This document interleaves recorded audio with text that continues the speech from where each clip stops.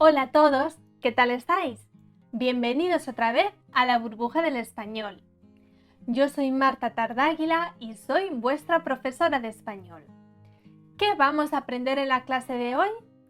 Hoy vamos a hablar de algunos refranes españoles muy utilizados y en este caso vamos a hablar de refranes que hablan de la familia, algo también muy importante. Así que ya sabes, si quieres saber de qué refranes estamos hablando, no te vayas y vamos a empezar. Pero antes de empezar, te recuerdo que si quieres puedes reservar clases individuales o grupales en la página web de la Burbuja del Español. Muy útiles si estás preparando algún examen o necesitas repasar algún tema en particular que no recuerdas muy bien. Bueno, pues para cualquier cosa te dejo el link en la descripción con toda la información necesaria. Y ahora vamos a decir cuáles son los refranes de los que vamos a hablar hoy.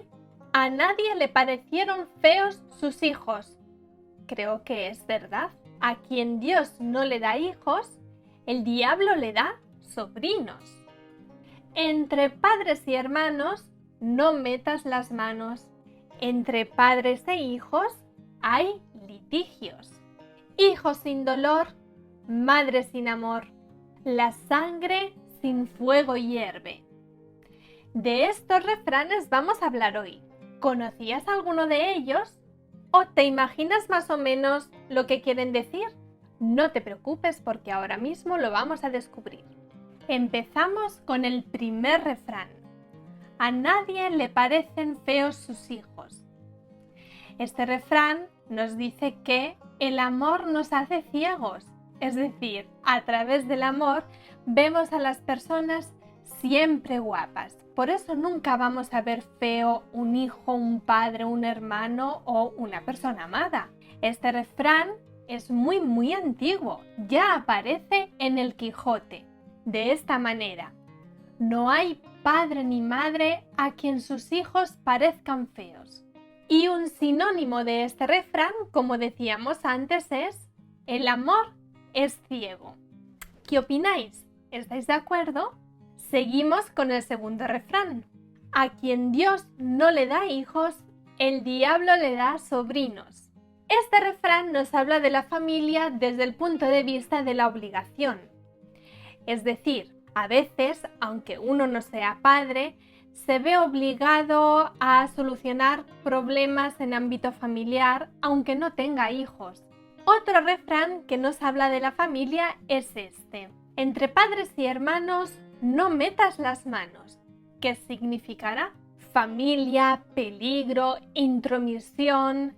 Es decir, cuando hay una pelea familiar, es mejor no meterse en medio. Recomienda no intervenir en las discusiones entre parientes. ¿Por qué? Muy sencillo. Los familiares, los parientes, pueden reconciliarse con facilidad, mientras la persona que se mete en medio para intentar arreglar las cosas, al final puede incluso perder la amistad de uno de ellos. Otro refrán que habla sobre la familia. Entre padres e hijos hay litigios. Esto viene a decir algo de lo que ya hablábamos antes, que dentro de las familias suele haber peleas a menudo. Siguiente refrán. Hijos sin dolor, madre sin amor. Este refrán significa que se aprecia y ama lo que cuesta lograr.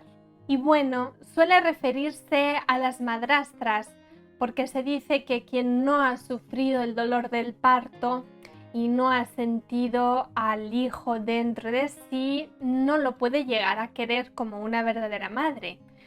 La verdad es que yo no estoy tan de acuerdo. ¿Vosotros qué opináis? Y llegamos al último refrán.